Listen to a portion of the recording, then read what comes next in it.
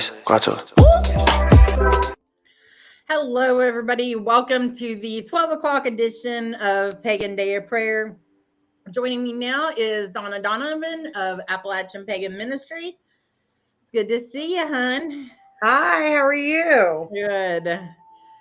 Oh, I was going to go on here and go up live and share your live on TikTok, but I can't find it now. Sorry, oops. How are you? all right. I am trying to do a banner that has your website on it so they can find you. Yay. Yay, yay, yay. So what are we doing today? Well, I was going to do the blood prayer, which is what we do at the end of the Heilvegr. The Heilvegr is a 9-step recovery program based on the 9 noble virtues that we do with the heathens, a heathen population. I do a workshop called the 12 Steps Without the God part at various festivals and events that talk the different quote-unquote step programs for various non-Abrahamic faiths. The Heilvegr is one that I utilize, that I work with the heathen population. And so we do that at 2 local recovery facilities here in Parkersburg, West Virginia. I do it online on Monday nights. And it's a growing movement. There's several other programs out there like this. The Heilvegr is one I am personally used and like. And so the blood prayer is what we say at the end of every meeting, and that's the prayer I was going to do today. Do we do that now, or you want to wait till we're done talking? Or well, we can talk a little bit. I actually have a question. Yes, so what different types are out there? So I'm coming to you, and I got a specific question because Okay. I consider myself Norse because Odin is my papa. He claimed me. I am his. Nothing I can do about it, and my ancestry does come from there. But I don't really know a whole lot about it. So what would be, do you have something that I could get started with? Actually, we do. So the course that I use, and in the prisons that we work with, I actually teach. I work with the heathen population. I have another volunteer that works with our Wiccan people. I have another volunteer that does the Celtic paganism. Another one that does Satanic and Luciferianism, and another one who does the Native Nations spirituality. I actually have, I tell people all the time, if you are actually interested in this path, I'll give you 4 main books, or actually 5 really. The Poetic Edda, the Prose Edda, Gods and Myths, Teutonic Religions, and the Sagas of the Icelanders. And they're hard to read. I'm not going to lie. They're hard to read. It's like reading the Old Testament. But it's worth it. That's the basic, because every other book out there that you find is going to be opinions that others have given about this core information. I prefer people to learn the core information first and then form their own opinions. I mean, we can read everybody else's stuff, and that's why I tell the folks I work with, you may think you know what you've studied, but what you've been reading is other people's opinions. Get to the core group. Get up some archaeological books. Learn the history and the culture of the times. There is a really great program. And it's free. It's called edX, small e, small d, capital X.com, I think it is. And it is it's a site that teaches courses on like every topic known to man for free, basically. You can get certificates and things if you want to pay for them. But they have won a course on the Sagas of the Icelanders, which is amazing and breaks it all down because it explains the time and the culture and they're written, why they're written, and it's a good foundation for people to learn their lore. Because everybody thinks the Vikings, they think the Viking Age, right? Which was literally like a 300 to 400 year time span period in all of our ancestors' histories. Like, we go way back before that. Yeah. They were merchants. They were travelers. amazing people do a lot of things, not just berating, not like, so they forget that. People forget that. So you look at the travel, just the boats they built, the engineering that took that is amazing. So our ancestors go way back beyond the Viking age, and they were way to that. And so studying these sagas and the old history and studying the culture, the times it was in, you get a much better understanding of what they believed and why. And so I tell people to do that instead of reading all these other books out there. They're actually everybody else's opinions, and some are good, some are bad. It's all conjecture. Form your opinion based on what we have archaeologically and historically, what you can find. Make your own opinions before you start reading other people's. I mean, you may agree with them, and that's fine. But I want people to have a knowledge base first, you know. Oh yeah. It's a reconstructionist faith, so we're reconstructing from what we know, and a lot of it is speculation and personal. There is so much people are taught or they think is the right thing that's really not historic at all. It's all personal conjecture. You know, it's interesting. But study your history. Study your history of the place that you're looking at. It is such a broad spectrum. That's the thing with Asatru and heathenry. It is such a broad spectrum because you have your Norse pantheon, you know, your Norse mythology and stuff, and you have your Germanic tribes, and they all have an overall similarity, but there's a lot of cultural differences and beliefs depending on the region you're actually looking at or coming from. So study your history. That's the first thing. Study your history. Okay, so I have a question for you. Yes. What got you started on that path? Well, originally I am pretty much kind of half and half Irish and German. Honestly, I actually lived in Germany for 8 years in my youth growing up, but I actually started on my spiritual path with my Celtic side. That's where I focused at mostly. That came to me first a long time ago, and I am a Druidic priestess of Androy in my personal faith, which is Shanerhad. And then as I got into the prison ministry, I mean, I had studied the Germanic faiths and stuff growing up, but I was very focused on my Celtic side. That's where I was my spiritual practice with that. When I started doing this work inside the prisons, is when Odin actually came.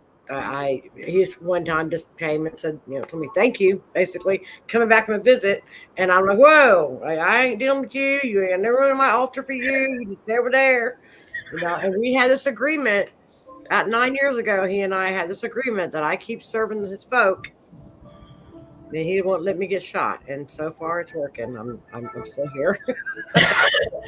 I'd always studied over the years, and both actually. So yeah, but actually my draw to this side, I already studied the Germanic side, but more doing my work in the prisons and doing the work I started doing it when it really got and I mean, I've studied theology for years, all kinds of paths. It's my interest. I'm going to turn this down a little bit more.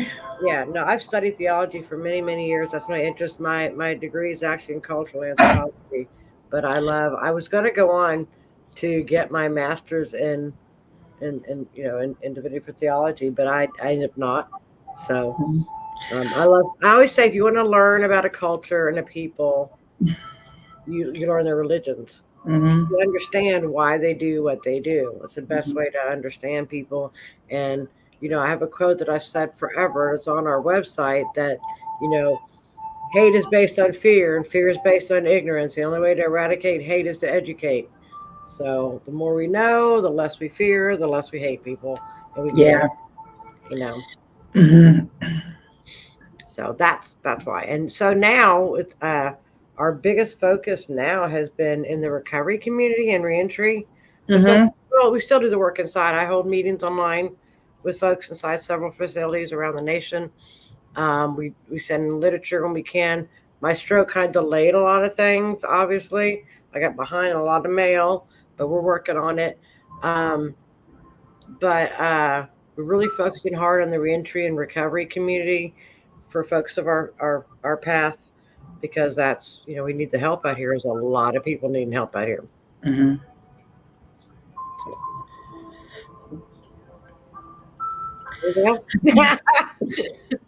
Well, see, Rowan Temple of Light was originally an idea. I wanted to build up to where I could have like a homestead and like a farm and have my library there, so we could have classes and people that were coming out and needing a place to get started could come there. I was going to have like little mini houses. Yeah. And so they could, work around there and, to get to work and stuff like that. And that was my dream. That's where all of this stuff started. That is still mine. It is still mine. It may still happen. Who knows? I mean, I can't let it go. No, I can't let it go. Like it's money. Money's the only thing holding us up. Darn it. That's a lot of it. No, when I started this, honestly, we started the ministry because April this year is going to be our ninth year. April tax day, April 15th, 2015 is when we started. It became legitimate. And I had actually the year before that, prior to that, or the season before that, there was used to be a big convention out west called the PantheaCon, I think it was PantheaCon, yeah. Out in San Jose. And there was a big fight. This is like 2014 to 2015. There's a huge like online debate or fight between like Wiccans and other pagans, and talking about Wiccan privilege, and us recons didn't like it. I'm a Celtic recon, and didn't like, the word being called neo-pagan and whatever, blah. Big fight online, all kinds of fight. It was horribly nasty in the blogs, and I, like Jason Mankey called, the greater pagandom. Huge fights everywhere. And I kept thinking to myself, this is stupid. This is so stupid, because no one in the world cares. They think we're all a bunch of baby eating, orgy having idiots. They don't care what we say. And so I thought, the only way to show people is by what we do. And we don't have to believe the same things to go out and grow a neighborhood garden to feed our unhoused community, to go into prison. So I decided to build this pagan ministry. And you have to understand, for many, many years as a Celtic recon, I was very, and I'll be the first to say, very anti-Wiccan. I used to blog publicly for years, very anti-Wiccan stance. My Wiccan counterpart, Minerva, Teresa Galloway, has made me swear an oath that I will not use the word fluffy bunny again in a derogatory term. And I haven't done it for many years. I was one of the key people shouting that term out everywhere. You better believe it. I was awful. So when I came to Wisteria, which is where like my home kind of base is, where a lot of our festivals at, Starwood's held there now.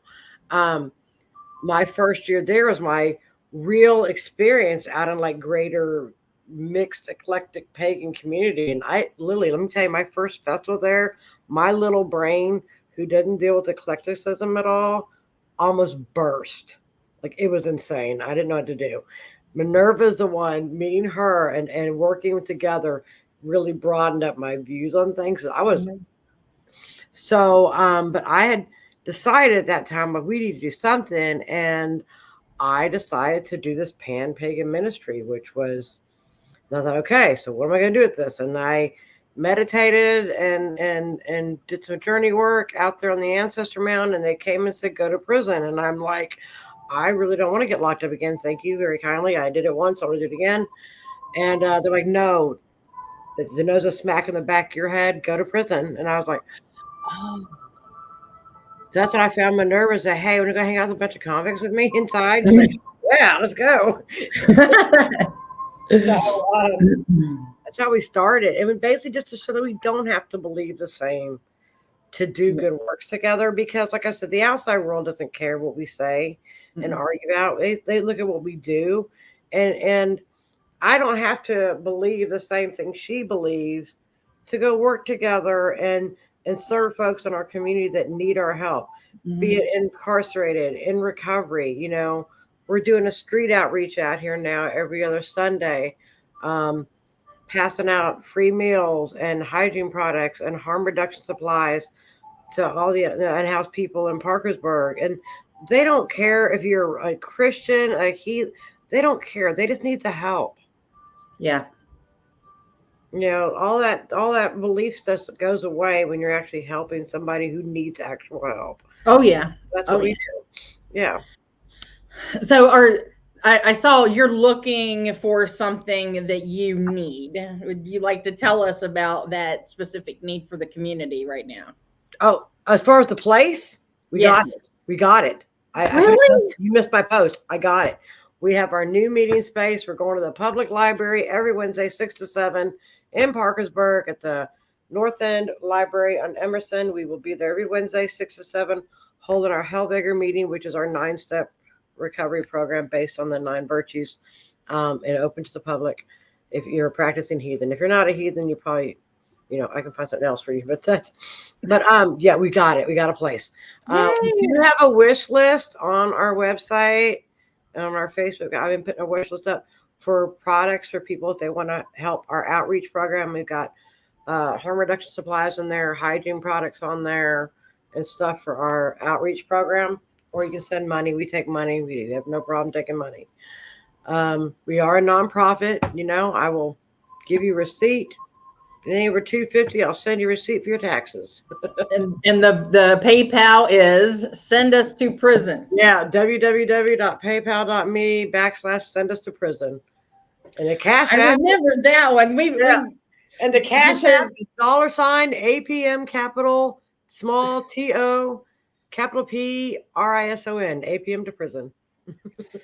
Since 2020, when Central West Virginia Pagan Pride started, Appalachian Pagan Ministry has been our focus for charity. So we've been directing everything that way. So thank you. Just because we love you, we love the work that you do. You know, you're you know, eclectic, you know, we're eclectic, you know. We have such a great, like this summer, we'll be at summer solstice at Wisteria, holding recovery meetings. I do a workshop called 12 Steps Without the God Part, which explains all the and if you go on our website and click on the resources page, it lists the various quote step programs for various non-Abrahamic faiths on there. If you are, I think I have, there's the heathen ones, the Wiccan one, the Celtic 8 steps that I actually wrote years ago. There's Buddhist, I think Satanic. They just have a great program called Rational Recovery. There's all kinds we have listed on there. So if you're any of the non-Abrahamic paths, but I do a workshop on those. If you want me at your festival, let me know, or event. We'll see what we can do. We'll be at Solstice. We'll be at Starwood. Starwood, we're actually running the recovery booth tent. We have a recovery space for people who are at festival that need to get a break, whatever. And we do the meetings every morning, and I hold the workshops. We're doing that at Starwood. We'll be at Herb Fest out at Wisteria. We'll be at NERF, which is the Northern European Religion Festival, which is in Indiana in August.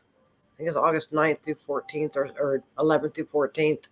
It's just south of Bloomington, Indiana. It's at the Midian campground in Indiana. Earth Warriors, if we pick a location, we get a location, hopefully in September. And then back to Wisteria for Autumn Fires in October. Been holding, and every booth that I have this year will have harm reduction supplies. We've got xylazine test strips, fentanyl test strips, Narcan, my theory is, we can't help anybody if they're dead. Right. Can't. I'm not, not encouraging use. I'm just saying, if you're going to use, please stay alive. And condoms, we always do that anyways. Pass out condoms. Yeah.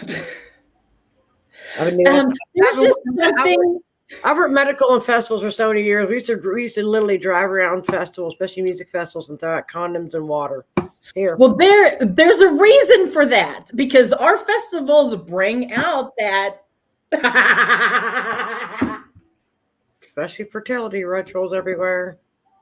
I will tell you, and this is something I cannot pronounce their names. I'm not even going to try and say it, but I'll have to look it up. Last Starwood, we had a lady, amazing woman who came from Guatemala, and she was a priestess, and she worked.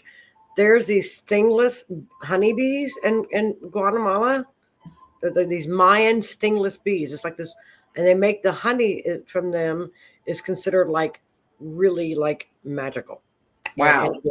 And she does this healing ritual with this. It's a Mayan honey ritual, and they literally put it in your eye. You are to like it's to help release or whatever is holding you back, any kind of thing like that. I watched so many transformations going during this ritual myself, and I'll be the first to tell you. So we all know my son died in 2015 of fentanyl overdose, and for 8 years I was on Cymbalta for 8 years. I mean, because I had PTSD, I had rage, I like literally was attacking people. They had been against us for years, and I really, like, after the stroke, really thought I really need to do something about this. I need to, and I want to get off the Cymbalta, and so I did this ritual with her, and I will never forget. Right before my name was called to go up there, my son stepped forward and said, "Mom, don't you think it's time to stop being pissed at me?" And I went, "Yeah." I wasn't mad at the dealer, all of my rage. I was mad at him for 8 years, Did that ritual and released that. And I haven't been on Cymbalta since. Don't have the rage like I did. So it's amazing. And I got to find her name. But these watching this and these trauma, like we talked about trauma before, but we have so many in our community, so many come to these paths because of trauma, honestly. We're not talking just religious trauma. I mean, we have the whole people who got traumatized by their church, but I mean, in general, everything. Abrahamic faith just didn't have. I mean, it works for some. That's fine if that's your thing. But a lot of us that came to these other paths, many people we have in our community, many, many, many people are suffering with a lot, which is why addiction is so rampant. And so I think having the ability to still embrace our spirituality together with others in a safe environment and be able to step away and gain strength, because the whole point of like church and these NA meetings really is. I'm not putting the formula right. So growing up Southern Baptist, okay, the whole point of church on Sundays wasn't to go bond with God. Okay, the point of church on Sundays was to strengthen yourself within your community of other Christians to go out and face the non-Christian world the rest of the week. Well, I think we need that for ourselves, no different. Absolutely. And that's why I like the Heilvegr fellowship we do. It's a great thing. Any of these pagan and recovery, there's a ton of pagan and recovery meetings, either the official pagan or any other ones that I think are strong. And so people in our go to these festivals that we go to commune with, a lot of times there's a lot of pressure for people, especially people who are in addiction. Having a space, and I've noticed that in our community, in our festival community, hugely, in the music festival community as well, that the whole there's been a big wave of people in recovery supporting each other and being able to go still enjoy and be a part of things and not feel the pressure they had before. It's a big movement for that. And all the festivals giving safe space for those people who need that. Because we give safe space for women, we give safe space for all kinds of stuff. We used to not think about people in recovery needing a safe space, and they do. No.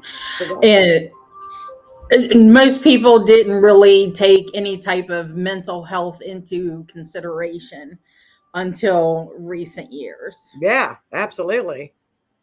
So absolutely. We had a big meeting actually Friday at the Smoot Theater in Parkersburg. There's a movie called The First Step Act, that how Van Jones went around getting the First Step Act passed for the federal prisoners years ago. And the Mid-Ohio Valley Reentry Council put it on.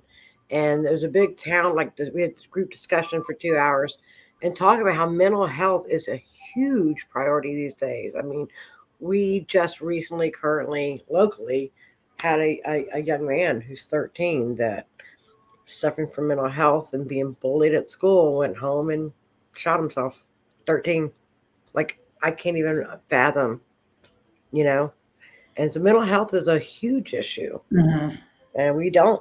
And I think watching our community, I've been watching, it's been amazing to watch the progression of things, how and a lot of these festivals are really pushing for advocating for that. Like I said, people in recovery, people with mental health issues, and really pushing to provide support. And I think it's a great thing. I've been seeing a huge change. I know a lot of people are like, oh, things are so bad right now. Things can be a little daunting if you look at the outside world, but I also see a lot of the good going on. Yeah. I've been noticing people. Yeah. Yeah.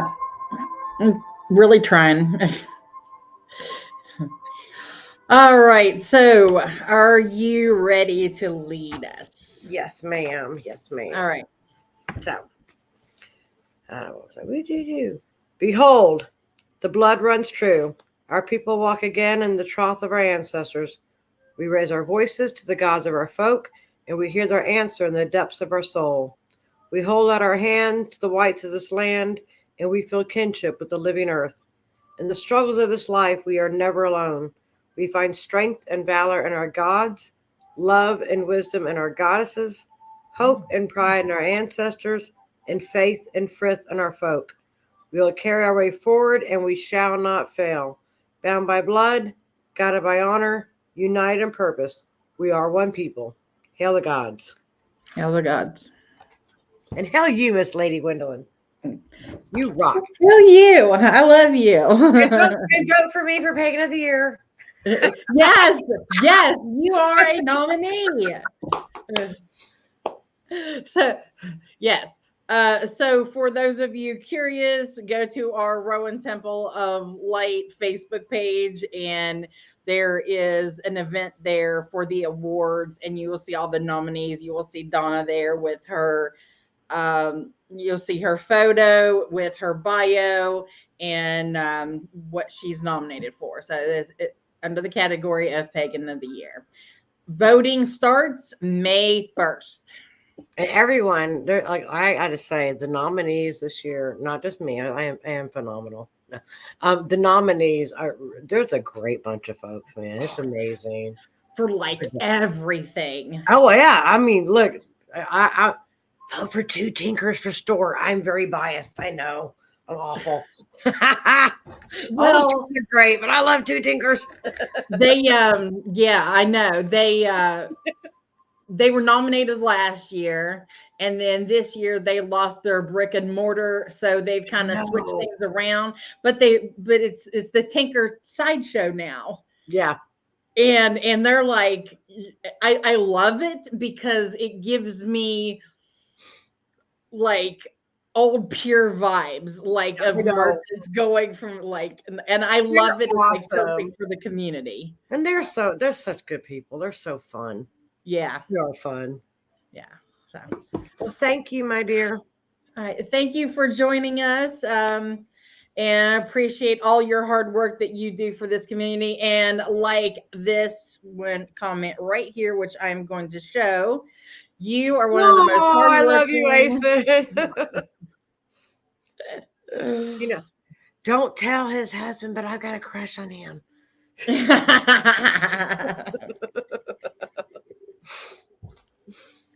All right, everybody. Thank you so much for joining us for the noon section of Pagan Day of Prayer. We'll be back at 3 p.m.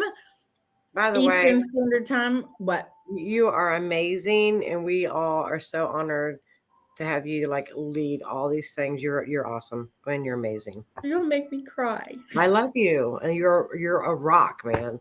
You're awesome. You. I don't hear anything like that, so it really means a lot to me. Oh, you are like I'm not gonna look. There would not be a.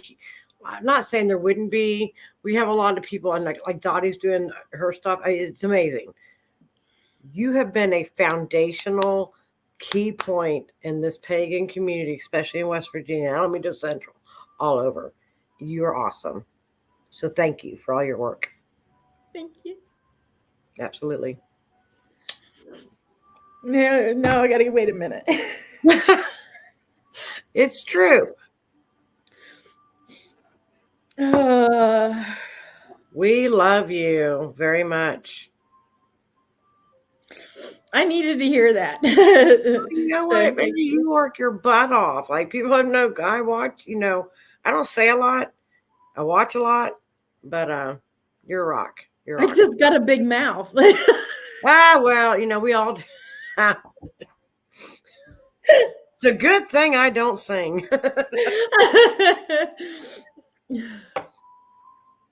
And Ace, I know he's watching. Ace, he's another one who's been a huge foundation. Oh my God! Yeah, like I literally, y'all amaze me. Y'all do.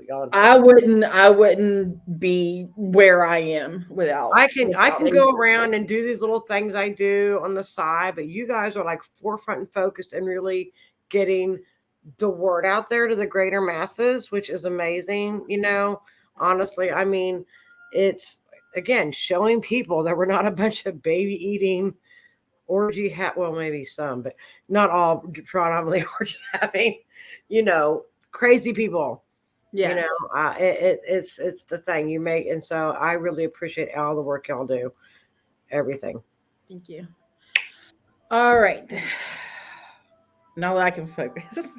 I love it. Anybody, we're still accepting prayer requests. We'll finish them up tonight at the 9 p.m. during the closing.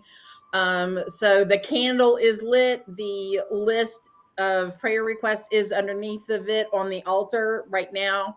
But we will be back at 3 p.m. Eastern Standard Time with Lord Martin of Rowan Temple of Light. He will be going over Vulcan magic and prayers. So, all right. So thank you guys very much. Love you, and we will see you then. Bye.